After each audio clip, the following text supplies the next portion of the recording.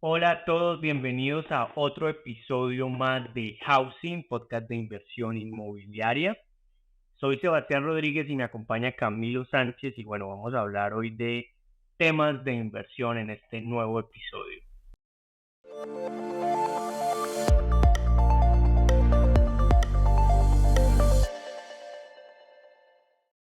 Sebas, otro capítulo más para lo que llevamos en este inicio. Hoy hablaremos un poco como de ese contexto macroeconómico y eso a nivel global que está sucediendo y también cómo impacta un poco el sector inmobiliario, digamos que es donde buscamos nuestro foco, pero igual tocaremos también diferentes temas. Sí, el objetivo de hoy básicamente es contarle un poco a nuestros oyentes cuál es la situación actual. Estamos grabando este podcast en noviembre 17 del 2023. Entonces, ¿cuál es la situación actual en este ya cierre de año prácticamente en los mercados inmobiliarios? A nivel Estados Unidos y a nivel Colombia. Vamos a mencionar un poquito los dos mercados para tener ciertos parámetros. Entonces, no sé si te parece que empecemos por los Estados Unidos, Camilo. Sí, me parece bien. Empecemos hablando, digamos que, pues si bien es que Estados Unidos es el que marca como ese parámetro, pues como la cereza del pastel y de ahí digamos que todos los otros países pues tienen sus consecuencias. Listo, bueno, en temas macroeconómicos en Estados Unidos creo que es importante empezar de un poco lo que se percibió pues al inicio de este mes, que es un dato de inflación, llamémoslo así, positivo, en el sentido que vemos pues un ajuste de ese crecimiento de la inflación. La inflación se ha mantenido estable, por lo que pues ya se prevé que es muy posible no en el corto plazo, diríamos, pero sí hablando en el mediano plazo de ya un ajuste de tasas a la baja, ¿no? En algún momento, ya por lo menos una estabilización eh, para posteriormente una baja. Este es un dato positivo, digámoslo así, que macroeconómico y que afecta directamente al sector inmobiliario. ¿Por qué afecta al sector inmobiliario? Por dos razones. Lo primero es porque hay un componente del aumento de los precios que obviamente se debe a la inflación, ¿cierto? A los precios de la vivienda. Es uno de los componentes, obviamente el driver principal es la oferta y la demanda y muchas otras cosas que hay, pero dentro de la cadena de suministros, de materiales, cuando los costos se incrementan, inclusive el costo de transporte, de gasolina, pues es usual que haya un ajuste también de parte de los constructores en el precio de la vivienda o el precio objetivo que ellos necesitan recuperar, no generando ningún valor, sino simplemente para hacer el ajuste de lo que tienen que pagar, que ahora es más antes que en el pasado. Y lo segundo positivo es porque eventualmente una estabilización y que ya no haya más subida de la tasa de interés, y esto aplica para Colombia, aplica para Estados Unidos, aplica para cualquier país, entre más baja la tasa de interés, más dinámica hay en las ventas y en el consumo, porque obviamente permite a la gente endeudarse más barato. Y cuando hablamos de bienes raíces, un componente clave de la inversión en bienes raíces es el apalancamiento. Y allí, entre más barato es la deuda, más dinamismo vamos a tener en la inversión. Digamos que sí, ahorita, bueno, para octubre pues la inflación cayó, entonces se ubicó en el 3,2%, pues para las personas digamos que nos siguen este dato es importante como lo mencionaba Sebas, y porque eso de pronto digamos que a la Fed le va a poner como de pronto, ellos habían mencionado en la última reunión, Powell anunció que de pronto venía un último aumento en tasas y eso a los inversionistas y a mucha gente no le gustó del todo. Porque pues digamos que varios indicadores económicos pues han venido cayendo, digamos que el principal claramente es la inflación, o sea, llevarle a su objetivo meta.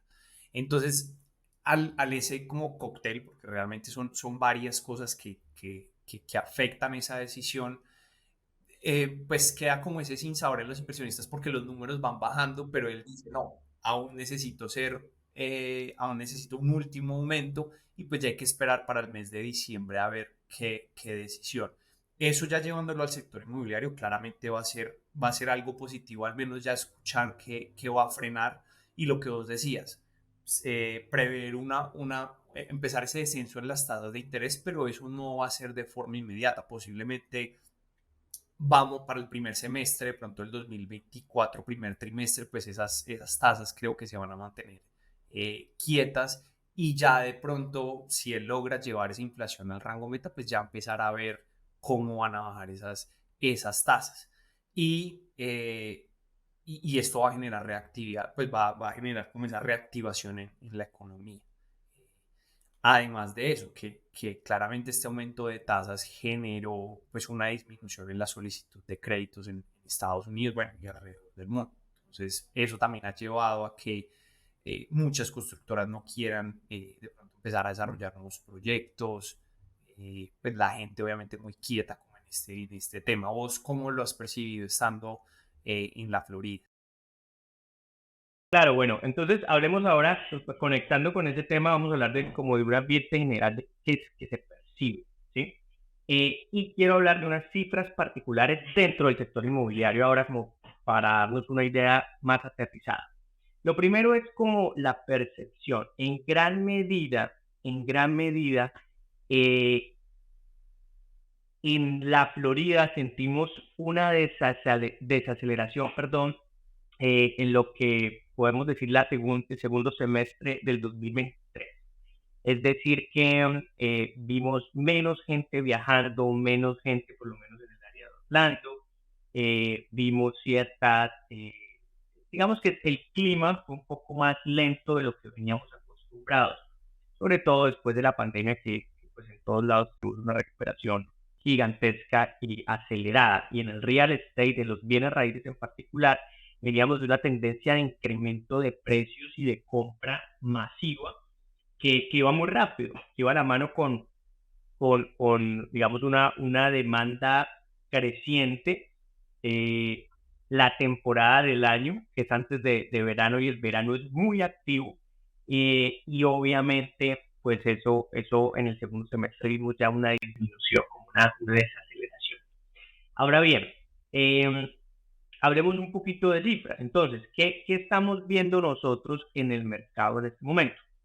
Básicamente, para contextualizar, el precio promedio de una vivienda en los Estados Unidos a hoy, una vivienda media en los Estados Unidos, es $413,874. Estamos hablando de que hemos tenido un promedio de casas vendidas que, en comparación con el año pasado, en este momento son 398,000 casas vendidas, lo que representa, y acaba el dato, en una cifra year over year, o sea, contrastando año a año, una disminución en octubre de menos 9% en ventas. Menos 9% contratando octubre del 2022 y octubre del 2023. ¿Sí? ¿Qué comparación tenemos que hacer o qué es crítico? Pues comparar la tasa de interés. En este momento la tasa de interés, es decir, el average, el promedio de la tasa de interés de los Estados Unidos para hipoteca a 30 años, tasa fija, es del 7.6%. Entonces estamos hablando de una tasa que se ubica pues mucho más alto, y eso es lo que pues ha representado un impacto, casi un 1% más alto que el promedio de hace un año. Adicional a eso, podemos mencionar algo importante, que es que en este momento la media de lo que dura una casa en el mercado es alrededor de 34 días. Si yo quiero salir y vender mi casa hoy, me voy a demorar más o menos en promedio 34 días en salir de ella, es decir, en que aparezca un comprador y logremos transacción. ¿Listo? Finalmente, el número de unidades vendidas de casas, el número total, porque estamos hablando del número a octubre, pero el número total de lo que va del año es de 1.500.000 casas, 1.550.000.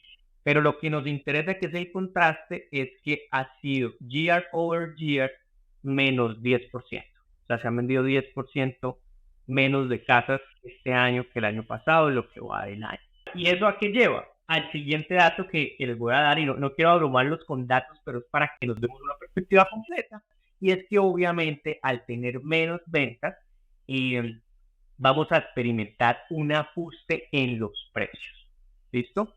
Entonces, eso nos indica que las casas que se están vendiendo por debajo del precio de venta o del precio de enlistarse. Cuando yo voy a vender una casa, pongo un precio allí en el anuncio.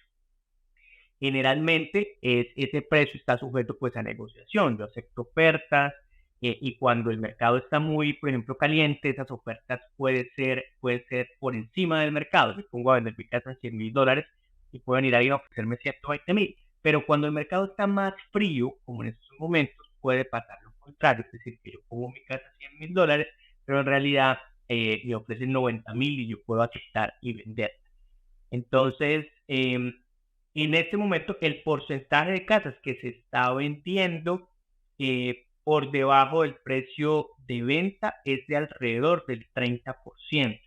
No es una cifra muy grande, no es una cifra crítica tampoco. Hemos tenido picos en el 2021 y el 2022 que llega hasta el 60%, pero es una cifra que sí podemos contrastar con el final del año 2023, del 2022, perdón, que estábamos teniendo este número en 20%. O sea, que la mayoría de casas estaban vendiendo al precio de listing price o más. ¿Vos consideras, o sea, cuál puede ser como ese punto de quiebre para que, obviamente a nivel también macroeconómico, con todo lo que se está viendo en la coyuntura actual, haya ese punto de quiebre para que de pronto se puedan ver esa reducción de tasas y eso traiga también ese dinamismo otra vez a reactivar eh, el sector, eh, pues el sector de casas? El sector de la construcción, porque pues si bien hemos mencionado, digamos que en varias ocasiones, que este es uno de los sectores que más mueve la economía, porque obviamente jabona muchas partes, parte financiera, materiales, bueno, son muchas cosas las que hay de por medio. Entonces, ¿qué dirías vos, Sebas, que podría ser como ese punto de quiebre? Bueno, yo creo que el punto de quiebre es la pasividad en este escenario. ¿Qué quiere decir eso? Menos distorsiones, ¿sí? Menos que hoy hay una guerra, que hoy hay, porque todo eso pues va a generar inestabilidades macroeconómicas que al final no nos van a permitir llegar a donde queremos, que es la estabilidad, porque lo que estamos buscando es que, digamos que la política del Banco Central en cualquier economía que maneje dinero fiat es la intervención ante fluctuaciones para mantener un precio objetivo en la inflación o un rango objetivo de inflación. Entonces, ellos aspiran a hacer esto obviamente con intervención a través de operaciones de mercado abierto y también con la manipulación de la tasa de interés. Entonces, hemos tenido que aguantar un proceso largo de crecimiento de tasas. Eh, que estamos viendo que al parecer puede tener una correlación con el enfriamiento de la inflación, ¿cierto? Entonces necesitamos que ese transiga para que podamos después, como se ha proyectado, reducir, estabilizar tasas y posteriormente hacer una reducción de tasas. Yo creo que cuando se generan choques exógenos, que en la mayoría de los casos son negativos, como guerras, como catástrofes, como ese tipo de cosas, pues eso puede ser aún peor. Ahora bien, tenemos clima preelectoral en los Estados Unidos.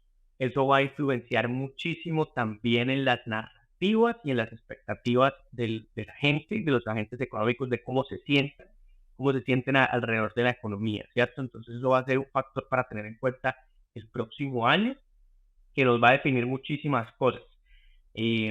Entonces esa es como mi perspectiva. Yo quiero darte una cifra más antes de cerrar el capítulo Estados Unidos y darte la palabra a ti en Colombia, que estás allí. Y es que es importante ver que las tendencias entre agosto y octubre del año 2023 en los Estados Unidos en cuanto a migración interna que sigue siendo súper importante como un driver de los precios de las casas y la estabilidad de los precios, las tendencias se siguen manteniendo. El estado donde más personas se han mudado es a la Florida. El estado entre agosto y octubre donde más personas se han mudado a los Estados Unidos sigue siendo Florida. Los estados que más están abandonando es California y Nueva York. Y bueno, y en cuanto a ciudades, la gente se está yendo de San Francisco, de Nueva York, de Los Ángeles, como las primeras tres ciudades, y se están mudando a Sacramento, a Las Vegas y a Orlando. Entonces, es importante tener esa cifra. En el top 10 de ciudades que se están mudando, hay 4 en Florida: Orlando, Sarasota, Cape Coral y Tampa. Entonces, pues eso para nosotros que estamos aquí en el área y que vemos el potencial enorme que tiene Florida, pues es algo que a pesar del clima lento, llamémoslo así, pues sigue siendo positivo.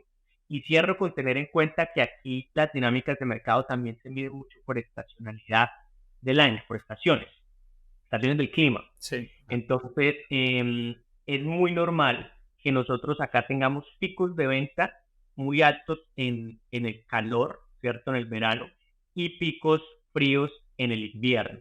La gente se muda más alrededor del verano, generalmente es el inicio del año escolar, como acá lo hemos mencionado algunas veces, y eso también tiene un impacto, ¿no? Sí. Entonces, no esperamos ver cifras, por eso hay que compararlo año a año, porque no esperamos ver cifras que compitan con el verano, pero sí hay que compararlo con el año pasado en esta misma época.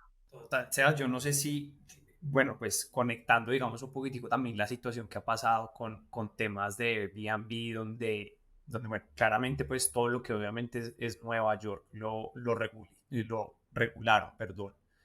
Pero obviamente el costo de vida pues en estas ciudades grandes como pues, como en Los Ángeles, como pues Nueva York pues, es alto comparado de pronto a otros estados, pero yo no sé si es un flujo que de pronto se vea que es constante porque mucha gente pues se va a estas ciudades grandes a trabajar, a hacer dinero, pero ya después ellos buscan o este tipo de ciudades como lo es Orlando, como lo es Tampa, donde obviamente mucha gente compra sus casas para su pensión y salen para allá, o cómo lo ves. Como el driver de para mudarse, Sí, exactamente. Y o también la, relacionado con el costo de vida, porque pues obviamente son ciudades que el costo de vida es mucho más alto. sí, yo diría que en eso, en la decisión para mudarse, se debe a dos factores o tres factores fundamentales. El primer factor es uno que tú mencionas, que es el costo de vida, ¿cierto? Que hace que, pues, que sea más difícil o menos difícil, pues, solventar con el trabajo, con lo que uno gana, un nivel de vida que uno espera tener. Entonces aquí es importante ya las preferencias en ese sentido y en la distribución también del consumo de los hogares, porque pues, no es lo mismo una persona soltera que una familia. Pero eso va atado súper, súper, súper importante con lo que yo creo que es el driver número uno y es la oferta de trabajo. Ok. La oferta de trabajo va a ser crítica y fundamental porque donde hay trabajo va a haber migración, donde hay trabajo va a haber gente moviéndose, ¿cierto? Y esto ya entra un tema político, un tema macroeconómico, donde hay flexibilidad laboral, donde hay mejores oportunidades, pues la gente va a tender allá. Y en parte es porque se conecta con ese costo de vida que tú dices y con un factor, digámoslo, tercero, que es la calidad de vida. Si tengo una familia, pues donde es mejor, donde es peor estar, ¿cierto? Ya la gente empieza a tener muchas cosas en la ecuación. Y la movilidad dentro de los Estados Unidos es relativamente fácil, porque a pesar de que nosotros estamos hablando como de 50 países en uno, pues al final es uno solo. Entonces, esos 50 países tienen condiciones muy diferentes, tanto políticas como económicas, pero eh, la movilidad laboral es absoluta porque pues yo soy ciudadano de los 50, ¿cierto? Mientras que pues una persona que de pronto vive en Colombia y las cosas esté difícil, pues de pronto tiene una opción de buscar en otra ciudad, pero no es como tan drástico los cambios o tan diferentes las oportunidades, ¿cierto? Dentro del panorama. De- Sí, aquí igual en Colombia que hay pues como 3 o 4 ciudades grandes que mueven en materia pues de empleo. Claro que sí. Y entonces hablemos un poquito de Colombia. ¿Qué tenemos en Colombia en estos momentos en el ambiente inmobiliario, Camilo? En Colombia, digamos que en materia de la inflación, para 2022 cerramos más o menos como en el 13.10. A la fecha de hoy, a noviembre 17, estamos en el 10.47, es decir, sí ha venido una reducción en la inflación. eh, y se proyecta que para final de año pues termine más o menos como en el 9.47. Sin embargo, claramente lo que ha golpeado la inflación aquí en Colombia son dos cosas. Uno es el tema de la gasolina, que bueno, o sea, tú también estás de pronto familiarizado con ese tema y es que mensualmente han venido incrementos de 200, empezaron con 200 pesos por galón y ya van sobre los 600 pesos por galón.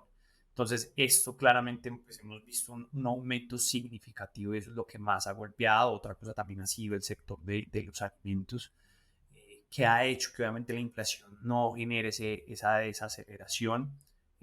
Claramente altas tasas de interés y el fenómeno del niño que ha golpeado fuerte los últimos meses aquí en Colombia. Entonces, eso es como en materia de inflación, ya en el sector inmobiliario. A diferencia, digamos, que de Estados Unidos, vos hablas mucho es del valor del precio promedio que se vende una casa, aquí hablamos más es del metro cuadrado, y digamos que esto ha generado por esas altas tasas de interés, pues el metro cuadrado ha venido aumentando bastante, por lo que mencionabas también al principio, pues eso es un juego de oferta y demanda, y cuando obviamente pues no están saliendo nuevas construcciones, y el metro cuadrado pues empieza a subir, obviamente también los precios van a subir bastante. Muchos constructores, bueno, hace poco que estuve ahí como en una reunión haciendo networking en la parte de construcción, muchos obviamente sí hablan de lo golpeado que está el sector. Muchos constructores están con inventarios quietos porque pues no han podido salir de él. O sea, inventarios que mucha gente desistió de comprar los proyectos, porque digamos que el impacto se genera son a los proyectos que venían, que entregaban hace 3 años, les dijeron que entregaban este año, y obviamente pasar de unas tasas más o menos entre el 9 11 tasas hipotecarias, estoy hablando de efectivo anual, ahorita unas tasas que estuvieron entre el 16 y se subieron casi también hasta el 20%, pues obviamente mucha gente no le da, y cuando obviamente también el banco te hace a vos el estudio crediticio, pues tus ingresos no te van, porque suben también el tope de los ingresos para que vos puedas responder pues por esa deuda. Entonces, eso también genera oportunidades porque mucha gente con esos inventarios, perdón, quietos, pues obviamente salen también a dar unos buenos descuentos, y de pronto gente que tenga el capital, pues puede sacar provecho de este tema. Y obviamente en la parte de la construcción, sí, muy quieto. O sea, en el desarrollo de pronto Claro. de nuevos proyectos quietos, tienen la tierra, tienen ya casi que todo para empezar, pero pues por eso mismo, por ese panorama también, sumándole un poco la parte también política que tiene el país, pues también digamos que muy, muy a la expectativa. Hay que decir sobre la construcción que, bueno, estamos ante nada más y nada menos que las ventas de vivienda nueva en el peor nivel en los últimos 10 años. Sí. ¿Y por qué eso tiene pues relevancia? Porque, hombre, estamos hablando de que venimos de un periodo post pandemia donde se espera nosotros tenemos una constricción, una variable, digamos que un golpe exógeno, ¿cierto? Que es la pandemia y una desaceleración que ocurre en todos lados. Pero obviamente después de esa pandemia, pues uno espera un crecimiento muy rápido porque tiene que hacer un catch up. Tenemos que llegar otra vez al nivel de crecimiento en el que íbamos normalmente, ¿cierto? Entonces, obviamente, pues es preocupante ver que 2021-2022 tuvimos ese repunte, pero 2023 tenemos factores macroeconómicos internacionales afectando, pero también unos factores internos que pues preocupan, ¿sí? Claro. Preocupa porque estamos hablando de que enero a septiembre en ventas acumuladas en Colombia se han vendido 99.500 unidades, que básicamente creo que, si no estoy mal, en el 2012 tuvimos aproximadamente ese mismo nivel de venta. Entonces, pues es preocupante en dos sentidos. Uno, que desde mi perspectiva, el capital de construcción. Primero, la construcción es supremamente fundamental, es tal vez uno de los, si no es el sector más importante, eh, está ahí pegado, Está el pegado. sector Sí, más no, el importante. primero es. Claro, que contribuye al PIB, ¿no? Estamos hablando más del 5% del PIB de Colombia lo representa el sector de la construcción. Entonces, cuando uno dice, hombre, es que estamos vendiendo menos, pues cuando vendemos menos resulta que las empresas y demás invierten menos y generan menos empleo. Entonces, termina siendo una cadena supremamente peligrosa, pues que el principal o de los principales sectores de la economía se esté pues, en una situación apretada, llamémoslo así. Entonces, es ahí donde pues hay un factor como que yo creo que es de preocupación y también porque el sector tiene unas características que tú estabas mencionando. ¿Cuál es el sector? ¿Cuál es la característica principal? Es que hay capitales no movibles. Es decir, muchos de los grandes constructores tienen tierra, tienen capital que generalmente uno espera un horizonte de tiempo para volverlo productivo y que, digamos, tengamos una circulación de ese capital nuevamente en la economía.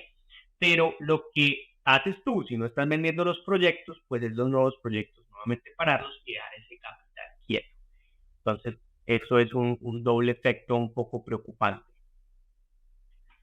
No sé, no sé tú cómo lo estás viendo a nivel regional. Y lo digo porque como ves Medellín, así como yo te mencioné un poquito Florida o Antioquia, porque también es importante mencionar que dentro de la distribución del sector construcción, digamos que la gran división del sector construcción es unidades residenciales y unidades no residenciales, ¿cierto? Obviamente las residenciales siendo más importantes y las residenciales pues las vamos a dividir en bis y en no bis. Que yo creo que allí hay uno de los grandes, y hay que decirlo así, de los grandes problemas que hay en esa caída en el sector, es, es los cambios a mi casa y a todos los demás subsidios alrededor de las viviendas bis, ¿cierto? Porque acá pues tuvimos, por ejemplo, a Carlos que nos habló del tema, y pues hemos hablado con diferentes constructores que el cambio en las instancias, siempre el cambio en las instituciones y el cambio cuando no hay confianza, eh, cuando se cambian las reglas del juego puede ser pues bastante peligroso para cualquier sector. Entonces, además de esa subdivisión, pues Bogotá y Antioquia y el Valle del Cauca, esos tres representan alrededor del 50% de la construcción del Del país, país. ¿cierto? Entonces, ¿cómo lo estás viendo tú a nivel regional? A nivel regional, bueno, yo estuve hablando justamente como en ese networking que se hizo, tuve la oportunidad de estar también con él es constructor y también auditor, y me dijo que lo veía, pues que estaba bastante golpeado, o sea, y en Cali también me dijo exactamente lo mismo. Que ahorita que estabas mencionando ese tema de que obviamente aquí se dividen en piso o no bis, muchas construcciones ya las están orientando a bis, porque obviamente eso reduce el metraje, pues por lo tanto reduce también el costo de la construcción, entonces se están yendo más hacia este lado. Pero digamos que a nivel global o regional, como lo vos decís, o sea, el impacto ha sido igual en estas zonas. O sea, también habla de lo que te digo, de inventarios quietos, de tierras quietas pues sin poder hacer nada. Entonces, claramente esto está generando pues una desaceleración y lo que vos dices, esto es una reacción en cadena porque de ahí para abajo, pues todos los sectores que están atados a la construcción, obviamente ven obviamente esa desaceleración y ese impacto en sus negocios. Considero que Claro, algo interesante en la distribución de Medellín también es que yo creo que la parte no residencial venía en un crecimiento interesante. No sé cuál sea la tendencia, pero pues lo que hablábamos alguna vez del sector turismo y de hoteles, sí, no sé cómo esté en este instante específico, pero creo que ahí es uno de los pocos sectores atomizados, llamémoslo así, dentro de una ciudad particular, no dentro de una ciudad, porque de hecho la cifra de construcción de hoteles en Antioquia es mayor por fuera de Antioquia en este momento, por fuera de Medellín en este momento. Eh, pero es uno de los sectores que ha tenido un dinamismo bastante interesante, ¿no? En el 2023 si no se me escapa la cifra, se ha comercializado casi un 80 o 90% más de los espacios de hoteles con respecto al 2021, ¿sí? Sí. Entonces es algo que está en tendencia, digamos como para rescatar algunas cosas, y que a pesar de obviamente la situación coyuntural y macroeconómica, hay ciertos sectores y ciertos lugares que pueden ser o continúan siendo interesantes, ¿no? Para nivel inversión. Sí, no, en la parte, digamos que de rentas cortas, pues Medellín, obviamente el crecimiento exponencial ha tenido un crecimiento bastante, bastante grande, obviamente eso trae turismo, entonces digamos que también obviamente, pues a pesar de que la construcción baja, pero el otro tema de lo que vos decías, de la parte turística, pues eso también le genera impacto a otros sectores que se apoyan del turismo. Entonces, eso es positivo, o sea, también lo mismo, o sea, trae sus cosas, también trae sus cosas positivas, pero digamos que entre los mismos ciudadanos, y lo digo porque pues, también lo he tenido que experimentar, y es el tema un poco también desmedido de los arriendos que se ha generado en esta zona, pues aquí en Medellín, no sé de pronto en otras ciudades como esté, pero aquí en Medellín ese tema sí se ha aumentado bastante. Entonces, como te digo, o sea, todo trae sus cosas positivas, sus cosas no tan buenas, pero de pronto para el 2024 ese escenario pues empiece a cambiar un poco, ya viendo de pronto esa inflación bajando, ver de pronto, no sé, para de pronto el segundo trimestre, ver ya también empezar como esa disminución en tasas, eso también le va a dar ese dinamismo y que otra vez la economía vuelva a tener ese dinamismo. Listo, ¿no? Perfecto. Que concuerdo contigo en ese panorama, y veremos que también después de un ajuste o una tendencia global, ¿cierto? A ese escenario macroeconómico global también, que llegue pues a una estabilización, seguramente tendrá un impacto en Colombia. Bueno, Camilo, Así es. entonces fue un placer discutir contigo de estos temas y nos vemos en un próximo episodio. Así es, Sebas. Un abrazo.